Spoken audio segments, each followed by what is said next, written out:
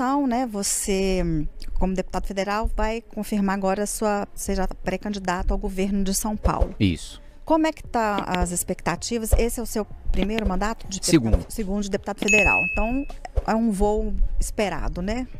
Bom, agora a gente tem o nosso próprio partido, né? Então a gente tem a felicidade de poder disputar a eleição que a gente quiser, sem precisar ter nenhum tipo de anuência de cacique partidário, porque a gente sabe, a maior parte dos partidos são do Centrão, inclusive meu ex-partido né, que é a União Brasil. Geralmente não tem interesse de promover nenhum programa, nenhuma ideia, só tem interesse de ter algum cargo com quem vai vencer, e não é a nossa intenção é ser cabeça de chapa sempre, é disputar as eleições majoritárias, é implementar o nosso programa. A gente não tem interesse de compor com nenhum governo para ter cargo em troca. O nosso interesse é implementar o nosso programa. Se não for para implementar o nosso programa, nós não seremos adereço de nenhum programa alheio, né? E nessa linha que você falou, o Missão vai ter candidato em praticamente todos os estados. Como é que está essa composição nacional? Em diversos estados. A gente deve ter, eu tive agora recentemente no Rio de Janeiro, em Santa Catarina nós teremos também, em Pernambuco nós teremos, no Paraná nós teremos, só para falar dos últimos estados que eu estive, para fortalecer o partido. Então, em diversos estados a gente deve ter sim candidaturas ao governo. Uhum. E como que tá o número para bancadas federais e estaduais, no sentido de cláusula de barreira, né? Partidos novos a gente sabe que tem uma dificuldade e a cláusula de barreira está cada vez mais rígida. Qual que é a estratégia? Tem um número?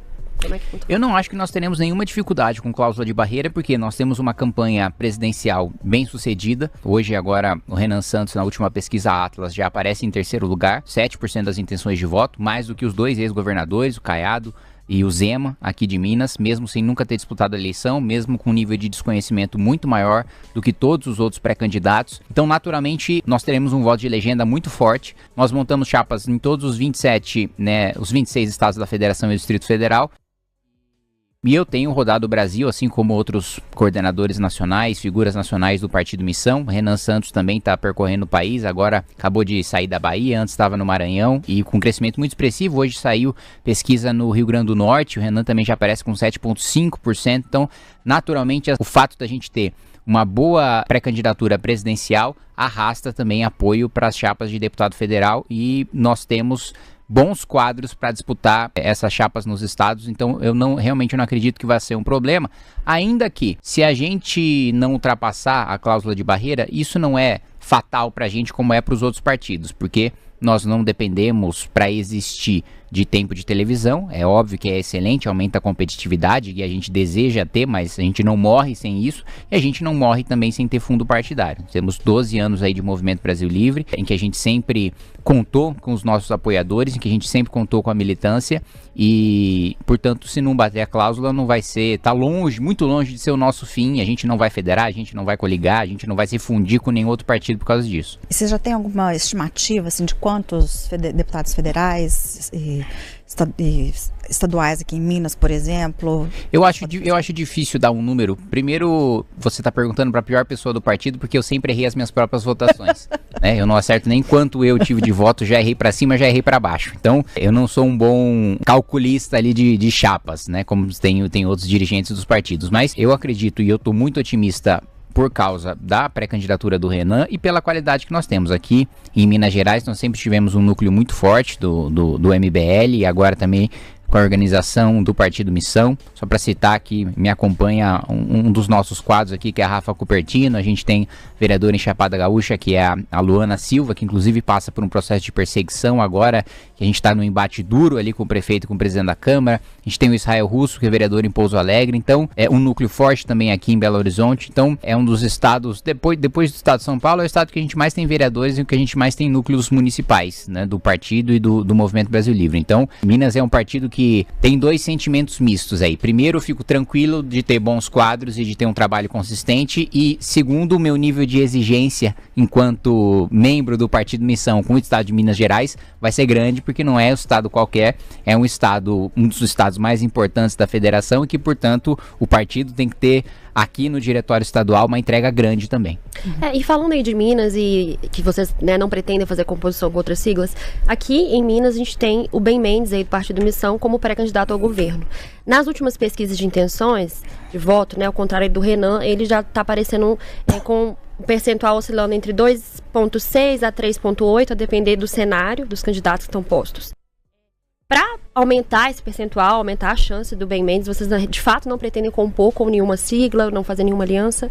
Não, porque não é nenhuma aliança que vai levar para a vitória, né? As últimas eleições que nós temos como referência de candidatos de fora da política ou de fora do radar da classe política e dos analistas foram campanhas bem-sucedidas sem grandes alianças. A gente tem o exemplo do Milei na Argentina, a gente tem o exemplo do Trump nos Estados Unidos, a gente tem o próprio exemplo do Bolsonaro na sua primeira eleição, o exemplo do Lula na sua primeira eleição. Então, candidatos que buscaram primeiro seguir como cabeça de chapa, seguir com as suas proposições, correndo por fora das candidaturas tradicionais. Então, eu realmente não acho que fazer nenhum tipo de coligação vá beneficiar ou vá levar à vitória. E o senhor acha que é uma qualidade quando o candidato não está dentro do espectro político para conseguir mais votação? O senhor citou aí alguns nomes, o Renan, o Bolsonaro, apesar dele já estar dentro do sistema político, né, ele não tinha essa projeção, ou é mais a ideologia do candidato? A gente fez uma matéria recentemente sobre outsiders da política, então assim, queria saber a sua opinião. Eu acho que o primeiro ponto, né, não é que o Partido Missão seja só uma novidade e que traga coisas que tenham a característica de outsider, tem um discurso que tem a característica de outsider. Nós temos propostas de outsider, diferente do que, por exemplo, o Lula trouxe na sua primeira eleição, o Bolsonaro trouxe na sua primeira eleição. Primeiro que nós temos propostas, já começa aí, né? Eu observando muito o cenário presidencial, o Lula já desistiu de falar de proposta há muito tempo e nem precisa falar, porque a gente já tem a experiência dos governos dele, a gente já sabe como é que funciona, as contradições, inclusive, que existem no próprio governo. E o Flávio Bolsonaro, quando ele foi questionado sobre a proposta, ele disse que não poderia falar porque senão seria atacado, assim, o que me causa espanto, porque essa é a própria intenção de você se lançar candidato, é você falar das suas propostas e faz parte você ser atacado, inclusive atacar a dos outros e mostrar sua superioridade programática, né? Então, primeiro ponto, nós temos proposta. E segundo, nós somos o único grupo que fizemos pesquisas com especialistas de todas as áreas para trazer o que tem de melhor no mundo para funcionar no Brasil, e nós teremos o programa mais detalhado e a fundo e sem nenhum receio de trazer propostas impopulares, mas que o Brasil precisa passar por reformas que são impopulares, mas que se ele não passar, ele nunca vai se transformar num país sério. Se continuar nessa coxa de retalhos que a gente sempre faz, nesse puxadinho que a gente sempre faz, coloca um arcabouço fiscal aqui, uma PEC da transição ali, abre um espaço fora do arcabouço, coloca o pé de meia fora num fundo privado, abre espaço de precatório artificialmente. Então, se a gente continuar com essa quantidade de artifícios que você tem no orçamento, que só levam a gente para a catástrofe que a gente está vivendo nos últimos 40 anos, isso nunca vai funcionar. Eu tenho revisado e o nosso programa está no que a gente chama de livro amarelo do Partido Missão, que é onde a gente tem o diagnóstico de onde nós estamos, de onde nós viemos, para onde a gente quer ir, e depois o programa final, que são as nossas propostas para cada setor, saúde, educação, infraestrutura, defesa, meio ambiente, por aí vai. E é um programa extremamente detalhado, é um programa robusto. E eu digo com tranquilidade, todo mundo sabe que para você disputar uma eleição para presidente, você precisa protocolar um programa de governo no Tribunal Superior Eleitoral. Os outros programas vão parecer rascunho de quarta série perto do nosso.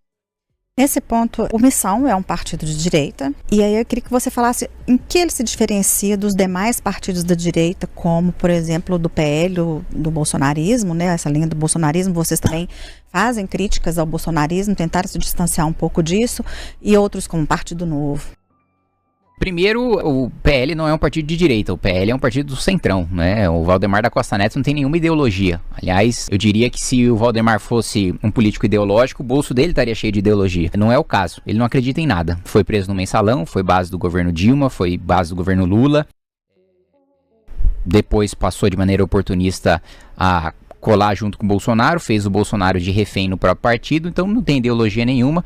Boa parte da bancada do PL, eu colocaria ali uns 15, 20 deputados, votam junto com o governo Lula, né? E agora, nessa última semana, a gente viu até a parte bolsonarista do PL votando com o governo Lula e com o PSOL na PEC da escala 6x1. Né? Inclusive o deputado aqui de vocês, o Nicolas Ferreira, que disse que era contra e no final votou a favor porque teve medo de perder popularidade em vez de defender aquilo que é correto. Então, primeiro ponto, nós de fato somos de direita. Segundo, a gente não é amigo do Daniel Vorcaro, que eu acho que essa é uma grande diferença em relação aos outros partidos que se dizem de direita. Tá aí o Ciro Nogueira todo enrolado com busca e apreensão na sua casa.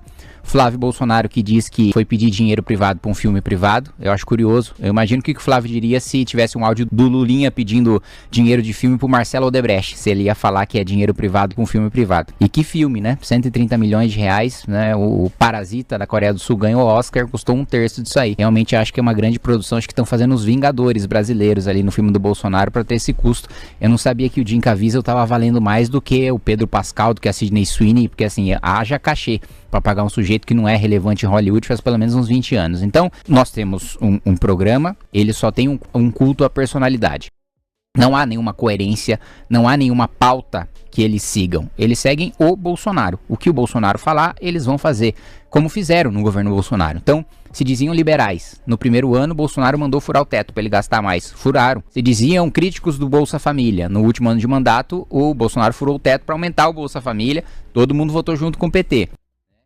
Se dizia contra a corrupção. Os senadores bolsonaristas todos votaram a favor do Procurador-Geral da República, Augusto Aras, que enterrou a Operação Lava Jato. Votaram a favor do Cássio Nunes, que é o sujeito que sempre fez questão de dizer que era um garantista, que era crítico da Operação Lava Jato e de outras operações contra a corrupção. Então, não existe coerência, não existe pauta. Nós temos coerência, nós temos pauta, nós não temos rabo preso com ninguém, ao mesmo tempo em que nós sabemos o que é ser de direita. Porque você falar que o PL é um partido de direita, tenho certeza que se sentasse aqui o Valdemar ou o Bolsonaro, perguntasse para eles, então, vocês são conservadores, né?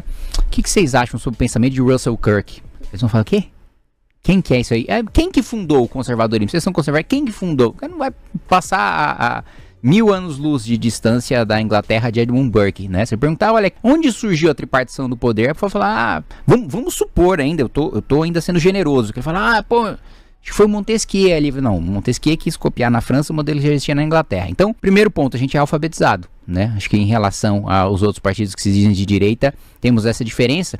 E o Partido Novo teve a oportunidade de trazer, de fato, uma diferença em relação ao bolsonarismo e uma ideologia e um afastamento de escândalos de corrupção envolvendo o bolsonarismo, mas eles escolheram ser o bolsonarismo de sapatênis, né? Eles escolheram ser um acessório do projeto de Bolsonaro. Eu me lembro na legislatura passada, em alguns momentos em que a gente tentava convocar ministros do Bolsonaro para falar sobre desvios de recurso público, alguns deputados do Partido Novo votaram contra, né, para blindar o governo, para manter a popularidade de se colar no Bolsonaro, porque acho que eles a estratégia que o Novo buscou foi querer ser um bolsonarismo genérico, mais light, em que o cara que vota envergonhado no Bolsonaro, ele não quer votar num deputado bolsonarista porque ele tem um nojinho ali, apesar de votar no Bolsonaro. Aí ele escolhe um cara do Partido Novo que apoia ali o Bolsonaro, mas não tem a pecha de bolsonarista. Essa estratégia fracassou nas últimas eleições e acho que vai fracassar novamente. Você vê o Zema, ele fez uma crítica bastante frouxa em relação ao Flávio Bolsonaro, mas só a mini crítica que ele fez já foi motivo para os diretórios ameaçarem tirarem a candidatura dele. Ou seja, é mais fácil o Novo apoiar logo o Flávio Bolsonaro e admitir que não tem projeto próprio nenhum. Né? Ele recentemente declarou apoio ao Flávio em segundo turno. O que o senhor acha disso? Ele voltou atrás, né, da crítica que ele tinha feito. Eu acho assim que um pré-candidato à presidência da República que já fica falando de apoiar outro no segundo turno não quer disputar, né? Eu falo assim, então o que você quer fazer? Você quer fazer 5%, 6% para ajudar o seu partido? Você não tem intenção de ganhar? É melhor não sair. É melhor admitir. Tá cantando a derrota, né? E uma semana antes de ter o escândalo do Vorcaro, ele tava aí tomando café e brincando de ser vice do Flávio Bolsonaro. Assim, gente, ninguém é ingênuo, né? Todo mundo já sabia de envolvimento de Flávio há algum tempo, de envolvimento de Ciro Nogueira há algum tempo, especialmente um governador do estado. Eu posso ter críticas em relação a alguns momentos em entrevistas que eu vi ali déficits cognitivos no Zema, mas ele não é bobo, não é? Então, assim, já sabia de envolvimento, já sabia que o Flávio não era flor que se cheire e ainda assim manteve a proximidade. Só tá tentando se afastar agora porque o escândalo apareceu, mas se não aparecesse, ele topava andar junto com o Flávio Bolsonaro tranquilamente de mão dada no shopping. Então, eu não acho que a pré-candidatura do Zema seja séria. Boa parte do Partido Novo fez alianças para apoiar governadores bolsonaristas nos seus estados e não existe isso. Se você tem um pré-candidato à presidência da República, você só apoia pré-candidatos ao Senado e ao governo que estão com o seu pré-candidato a presidente. Não faz sentido você coligar com um partido que vai apoiar outro. Então, fica claro que eles só querem ser o acessório do bolsonarismo e não tem nenhum projeto próprio. O senhor mencionou aí algumas contradições que o senhor considera dentro do que o Flávio Bolsonaro tem feito, falado. Recentemente, o presidente do seu partido, o Renan Santos, ele é presidente da sigla, né? E também candidato à presidência, presidenciável. Ele falou que ele criticou, né, o fato de o Flávio Bolsonaro ter conversado ali para que o Donald Trump colocasse o PCC e o Comando Vermelho dentro da lista de terroristas, né? Ele criticou, falando que os Estados Unidos não iam meter a mão, abre aspas, nos nossos bandidos, né? Não lembro exatamente o teor da frase, mas criticou essa postura. O que o senhor acha? Não, na realidade o que o Renan disse é o seguinte, tá correto que os Estados Unidos considerem o PCC e o Comando Vermelho como organizações terroristas, e isso inclusive ajuda a asfixiar financeiramente utilizando o GAFI, que passa a ficar disponível para combater lavagem de dinheiro internacional. Agora, a gente não pode cair no falso discurso de que os Estados Unidos vão entrar aqui no Brasil e vão exterminar o PCC e o Comando Vermelho. Não, os Estados Unidos, antes de qualquer coisa, existe uma ilusão no campo bolsonarista mais radical de que o Trump tem algum interesse que não seja o interesse dos Estados Unidos, de que ele tem algum republicanismo de falar, não, estou muito preocupado com as questões comerciais e de segurança e de liberdade do Brasil, o Trump não poderia se importar menos. Quantas vezes eu já não escutei os bolsonaristas falando, olha, o Trump está preocupado com a liberdade de expressão, ele está preocupado em combater os abusos do Supremo. Quando sentou com o Lula e fez um acordo comercial, o Trump no outro dia esqueceu, o Bolsonaro foi preso, ele não fez absolutamente nada, Alexandre de Moraes continua tomando as mesmas decisões, os Estados Unidos não fizeram nada porque ele estava defendendo apenas o próprio interesse comercial. Como eu falei desde o início e fui muito criticado por causa disso, mas o tempo mostrou que eu estava certo. Então, o ponto do Renan é o seguinte, quem tem que exterminar o Comando Vermelho e o primeiro comando da capital são as polícias brasileiras, com auxílio das Forças Armadas, como nós defendemos. Inclusive, uma das propostas do Renan é a decretação do estado de defesa para que a gente possa proibir reuniões públicas dentro dos territórios dominados pelo crime organizado e possa fazer buscas e apreensões nesses territórios sem mandado judicial. O ponto é, não existe milagre, não existe salvador externo, o problema interno do Brasil só vai ser combatido internamente. O interesse dos Estados Unidos é só que não tenha lavagem de dinheiro do PCC e do Comando Vermelho nos Estados Unidos e que não entre droga nos Estados Unidos. Agora, em relação ao que eles fazem no Brasil, Trump não poderia estar se preocupando menos. É questão de soberania nacional, né? Também, nós temos que, como diz, cuidar do nosso quintal, né? Eu já acho humilhante que a gente tenha passado pela situação com a Venezuela, porque, na minha avaliação, o Brasil deveria ser o país poderoso e a polícia da América do Sul, e a polícia do nosso hemisfério. Porque se existe... A maior parte dos países não consideravam a legitimidade da presidência de Nicolás Maduro e o reconheciam como chefe de cartel de drogas e chefe de um narco-estado. Pois bem, se existe algum país que deveria fazer a lei valer e depor um líder ilegítimo, que é seu vizinho, deveria ser o Brasil. Mas, com a capacidade de defesa que nós temos hoje, se algum dos dois polos poderosos do mundo, seja os Estados Unidos com a União Europeia, com Israel, seja a China, a Rússia e o Irã, desejassem fazer alguma ação militar no Brasil, a gente está absolutamente indefeso. Não existe soberania brasileira.